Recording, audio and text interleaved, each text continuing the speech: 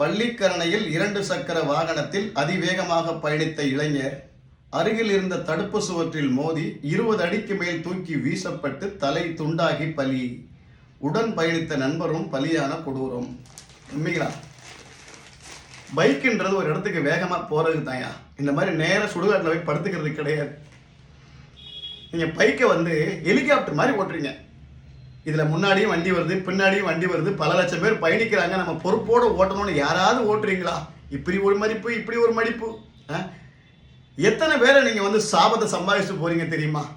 ஏன்னா நீங்கள் பைக்குன்னு கேட்குறப்பவே நாங்கள் வாங்கி கொடுக்க யோசிக்கிறோம்பா. வேணாம்பா, இன்னும் கொஞ்சம் நாள் ஆகட்டும், அப்புறமா வாங்கி தரோன்னா கேட்குறீங்களா?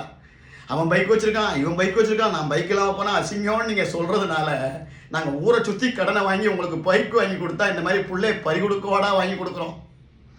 தயவு செய்து சொல்கிறேன்டா, வண்டியில் பொறுமையாக போங்க. உங்களை நம்பி உங்கள் குடும்பம் இருக்குது. பெற்றவங்களுக்கு தான் நீங்கள் கொல்லி வைக்கணும், பெற்றவங்க உங்களுக்கு கொல்லி வைக்கக்கூடாதுடா.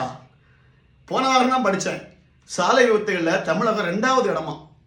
இப்படியே போகிற போக்க பார்த்தா அடுத்த வருஷம் 2025 முதல் இடத்தை பிடிச்சாலும் பிடிக்கும்.